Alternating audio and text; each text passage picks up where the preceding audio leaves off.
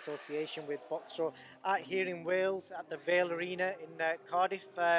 Gary, hometown show. We don't get many shows in Wales, but I hear you're heading in Four Corners tonight. I do say you don't get many shows in Wales, but lately there's been quite a few. Pat Barrett tonight. Leedon's had a couple.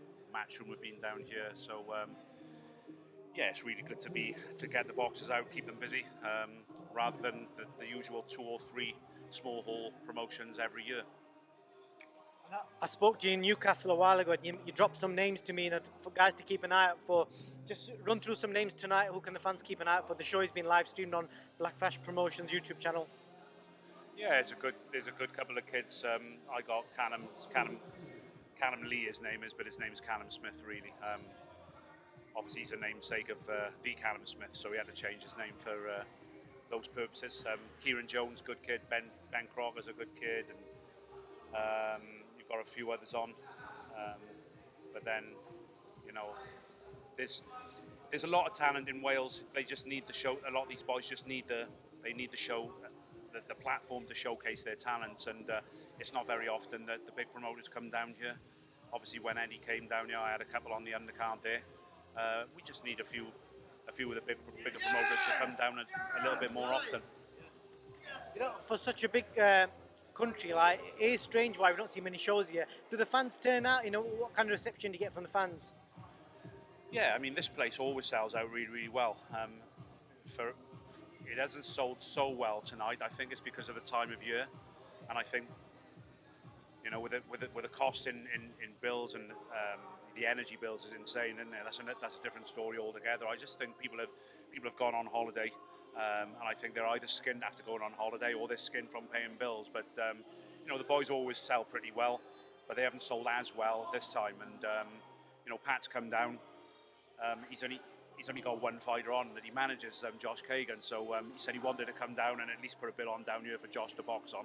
But Pat's got a lot of guts, to be honest. So I've kind of arranged the fighters to be on the bill for him. So hopefully it's a good crowd. Hopefully we get a good audience on YouTube, because I think it's the only show on in the UK today, I think. Okay, really? I didn't know that. Okay, so yeah, it should be a good night of boxing. You know, you haven't really got any 50-50 fights. It's just the local talent showcasing their talents against good journeymen, let's say. You know, not punch bags. I think journeymen, some of them have come to win, and guys that survive. So there's no knockover jobs. Sound, Gary, I just wanted to get your opinion on some other matters in boxing. The big fight announced, people have got different opinions on it. In recent days, I've spoke to Joe Gallagher, who was against it. Dominic Ingle I spoke to today, he's for it. What's your views on Chris Eubank Jr. and Conor Benn? Well, you know, good on them. I mean, look at the money they're going to earn. They're both going to say yes to the fight. Really speaking, if you look at it, it's like David against Goliath, isn't it? And that's why you've had all these issues with weight and rehydration clauses and stuff like that. I understand the match is made at 157, right? And then there's you can't be more than 10 pound heavier than what he was. Is that right? So that could probably work for Eubank, because I think he did 158 about 5 or 6 years ago. I'm not saying that it's going to be easy for him, but I think it is doable. He is going to hurt himself, but I think being able to hydrate 10 pound isn't the end of the world. I don't think isn't the end of the world. So I think a lot of fighters they put 10 to 12 pound on from weigh into fight time, but then a lot of them put a stone and a half on.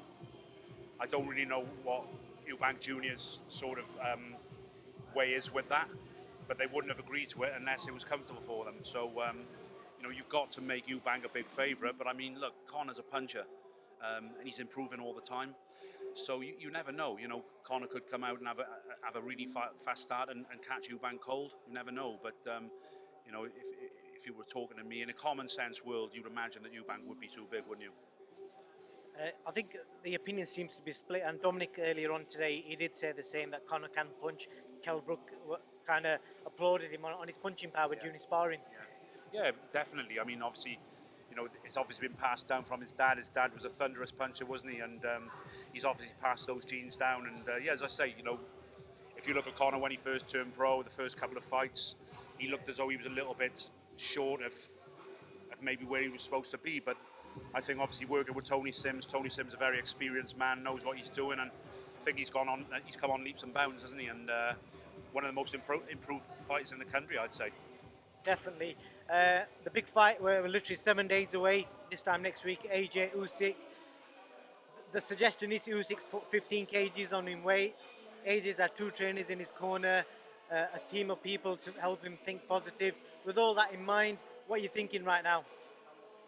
Yeah, I've heard all those things myself, and obviously the last time Joshua tried to have a boxing match with him, and I think that was never going to end well.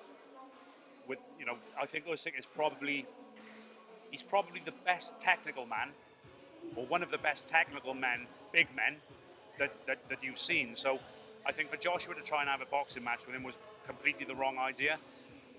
You're hearing through the grapevine that Joshua's going to be a lot more aggressive this time, but then, there's a flip side to that coin, isn't there? By being more aggressive, that's going to give Usyk a lot more chance to counter and put his combos together on the counter. So I'm looking forward to the fight. It's going to be interesting to see how Joshua has developed under his new trainers.